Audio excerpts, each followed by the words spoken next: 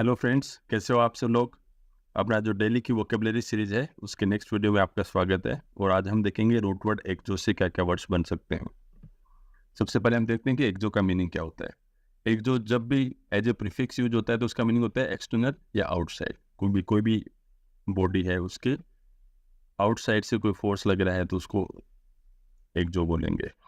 हिंदी में इसका मीनिंग होता है बाहर। तो सबसे पहला वर्ड है exoplanet. Exo means outside, planet हमें पता ही है। एक्जो प्लेनेट क्या होता है? A planet outside the solar system.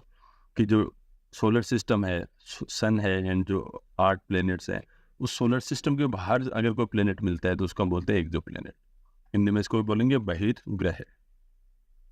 अगर आप करंट अफेयर्स पढ़ रहे हो तो आपने सुना होगा कि केपलर सीरीज के कई सारे एक्जो प्लैनेट्स मिले हैं। Kepler 22b, Kepler 69c etcetera, Kepler 452b। तो इनको हम बोलते हैं एक्जो प्लैनेट। नेक्स्ट वर्ड है exosphere. Exo means outside, sphere हमें पता ही है। तो एक्जोस्फेयर का मीनिंग क्या होता है?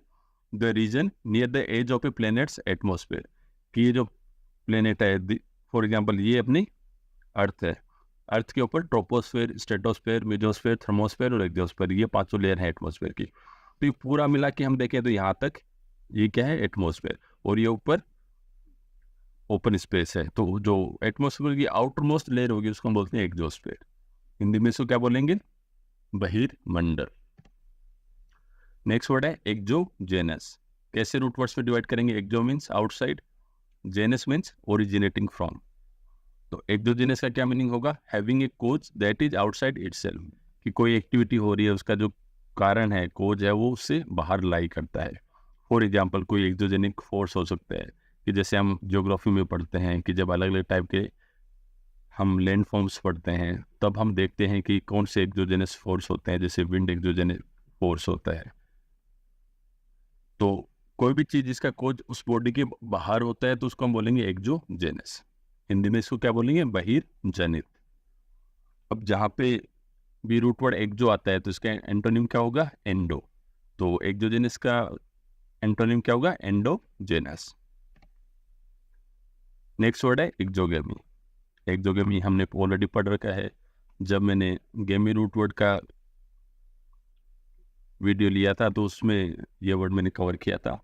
एक्जो मीन्स आउटसाइड एंड गेमी मीन्स मैरिज। एक्जोगेमी का क्या मीनिंग होगा? Marriage outside your family, community और कास्ट। कि जो खुद की फैमिली है या फिर कम्युनिटी है या कोई कास्ट ग्रुप है या विलेज है, एक डिफाइंड यूनिट है, उससे बाहर शादी करने की परंपरा को क्या बोलते हैं? एक्जोगेमी।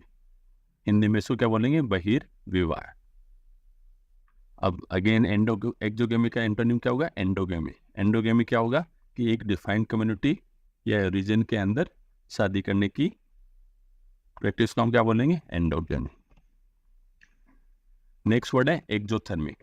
कैसे रूट वर्ड्स में डिवाइड करेंगे? Exo means outside, thermic root word friends जहाँ पे भी आ जाए तो उसका मीनिंग हमेशा हीट से ही रिलेटेड होता है। हीट या टेम्परेचर। जैसे थर्मोमीटर होता है तो वहाँ पे थर्मो का क्या मीनिंग होता है? हीट। तो एक्जोथर्मिक का मीनिंग क्या होगा? ऑफ ए केमिकल रिएक्शन के बारे रेस्पेक्ट में प्रोड्यूसिंग हीट। कि ऐसा केमिकल रिएक्शन जो उस रिएक्शन के कंप्लीट होने के बाद में इन्वायरमेंट में हीट को रिलीज करता है, तो उसको बोलेंगे हम एक्जोथर्मिक। हिंदी में इसका मीनिंग है उष्माक्षेपी।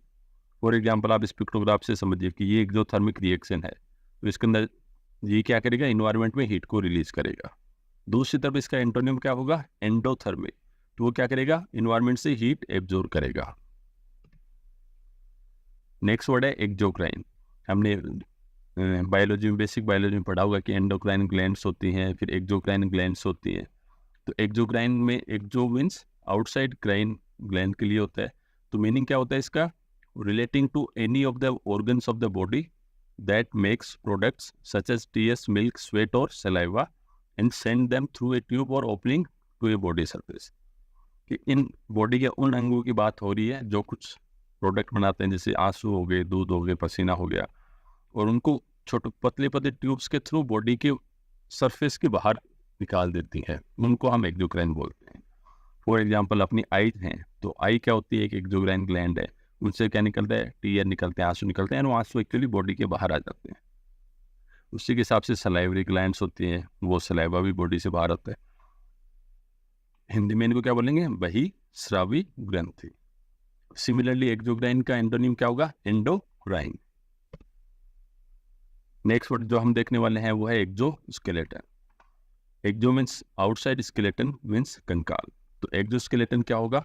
Hard coating on the outside of some animals, mostly anthropods. कि कुछ एनिमल्स होते हैं उनके बाहर में हार्ड कोटिंग होती है, तो उस कोटिंग को क्या बोलेंगे? एक्सोस्केलेटन। एक्सोस्केलेटन क्यों बोलेंगे? क्योंकि ये बॉडी के बाहर है। अपना जो नॉर्मल कंकाल होता है बॉडी के अंदर ही होता है। तो हिंदी में एक्सोस्केलेटन क्या बोलेंगे? बही कंकाल। तो फ्रेंड्स यही थे रूट वर्ड एक्सो से बनने वाले वर्ड्स जो अक्सर पूछे जाते हैं। अगर आपको इस वीडियो में यूज होने वाली PDF चाहिए तो आप मेरा टेलीग्राम चैनल ज्वाइन कर सकते हैं। यहाँ पे सारी अब जो भी सारे मटेरियल मैं यूज करता हूँ वो अपलोड करता हूँ। अगर कंटेंट अच्छा लगा हो तो चैनल को सब्सक्राइब कीजिए, वीडियो को लाइक कीजिए, बेल आइकन प्रेस करना ना भूलें ताकि आप कोई भी वीडियो मिस ना करें। Thank you.